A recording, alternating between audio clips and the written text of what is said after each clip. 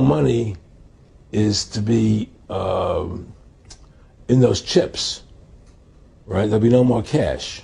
And this is giving me straight from Rockefeller himself. This is what they want to accomplish. And all money will be in your chips. And so instead of having cash, anytime you have money in your chip, they can take out whatever they want to take out whenever they want to. If they say you owe us this much money in taxes, they just deduct it out of your chip digitally. Total control. Total control. And if you're like me or you, and you're protesting what they're doing, they can just turn off your chip. And you have nothing. You can't buy food. You can't do anything. It's total control of the people. And that chip's connected to a database that has your purchasing records, what you do, what everything, you sell. Everything is in there, you know? And so they want a one world government controlled by them, everybody being chipped, all your money in those chips, and they control the chips, and they control people. And you become a slave. You become a serf to these people. That's their goal. That's their intentions. Eric, can you be specific about when you met Rockefeller, how it happened in these discussions? I met Rockefeller through a female attorney I knew who called me up one day and said, one of the Rockefellers would like to meet you. I had made a video called Mad as Hell, and he'd seen the video and wanted to meet me and knew I was running for governor of Nevada. So sure, I'd love to meet him. And I met him, and I liked him, and he was a very, very smart man. And we used to talk and share ideas and thoughts. And he's the one who told me 11 months before 9/11 ever happened that there was going to be an event. Never told him what the event was going to be, but there was going to be an event. And out of that event, we were going to invade Afghanistan to run pipelines from the Caspian Sea. We were going to invade Iraq, you know, to take over the oil fields, establish a base in the Middle East, and make it all part of the New World Order. And we'd go after Chavez in Venezuela. And sure enough, later 9/11 happened. And I remember he was telling me how how you're going to see soldiers looking in caves for people in Afghanistan and Pakistan and all these places. And there's going to be this war on terror, which is no real enemy. And the whole thing is a giant hoax, you know, but it's a way for the government to take over the American people. He told you it was going to be a hoax. Oh, yeah. Oh, yeah. There's no question. He says, there's going to be war on terror. And he's laughing. There's no... Who are we fighting? I mean, why do you think 9/11 happened and then nothing's happened since then? Do you think that our security is so great here that these people who pulled off 9/11, who were able to, can't knock down another plane? Come on, it's ridiculous. 9/11 was done by people in our own government and our own banking system to perpetuate the fear of the American people into subordinating themselves to anything the government wants them to do. That's what it's about, and to create this war, this endless war on terror. And that's why and that was the first lie. And the next lie was going into Iraq, you know, to get Saddam Hussein out with his weapons of mass destruction. That was the next lie. Now, specifically, this was a little over 6 years ago.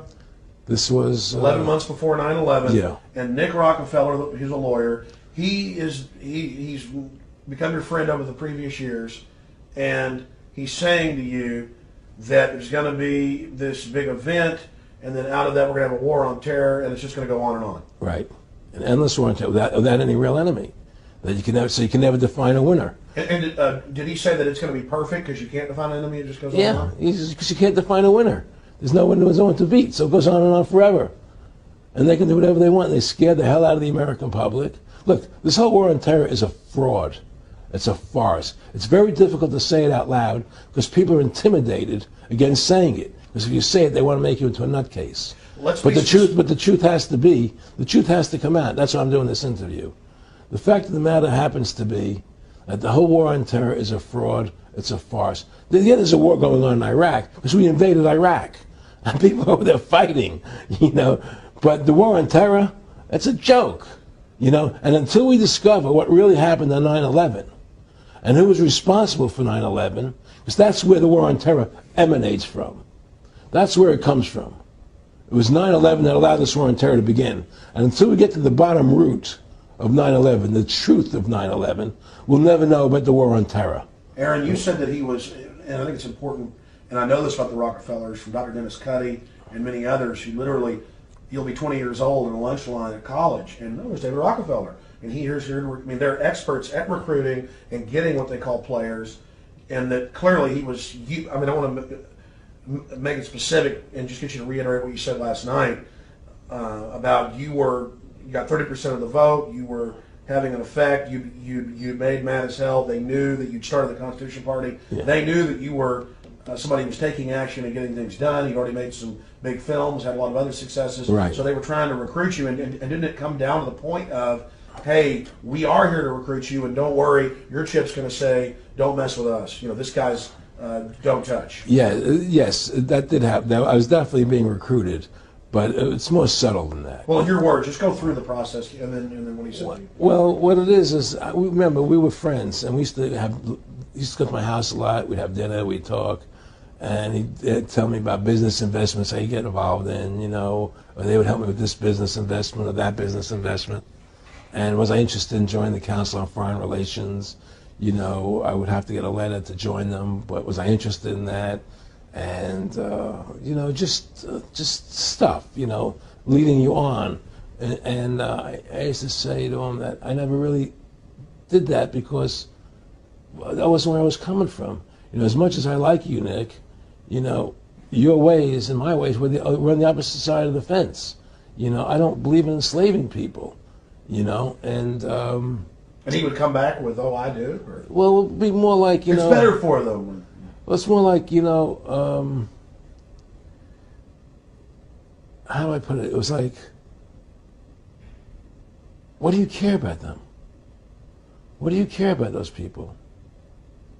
What difference does it make to you? Take care of your own life. Do the best you can for you and your family. What do the rest of the people mean to you? They don't mean anything to you. They're just serfs. They're just people. It was just a lack of caring, and that's just not who I was. It was just sort of like cold, it was just like cold, and I used to say to him, what's the point of all this? You have all the money in the world you need. You have all the power you need. What's the point? What's the end goal? And he said the end goal is to get everybody chipped, to control the whole society, to have the bankers, the elite people, the bankers and some governor controlling the world. And I said, do all the people in the Council on Foreign Relations believe this way you do? He said, no. Most of them believe they're doing the right thing. A lot of them believe it's better off being socialistic. We have to convince people that socialism is really capitalism. Because America's becoming a socialist country. It's a communist country today. Well, one of the things they told me was that he was at the house one night, and he would talk, and he started laughing. He said, Aaron, what do you think women's liberation was about?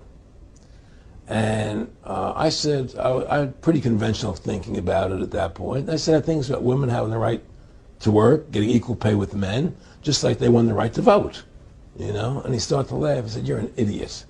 And I said, why am I an idiot? He said, let me tell you what that was about. We, the Rockefellers, funded that.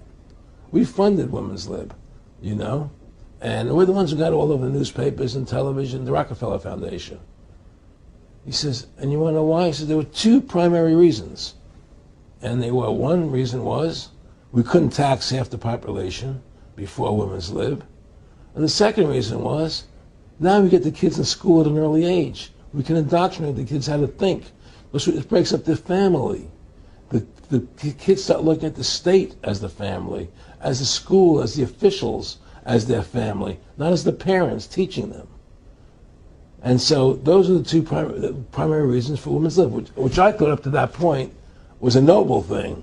When I saw their intentions behind it, where they were coming from when they created it, the thought of it, I saw the evil behind what I thought was a noble adventure.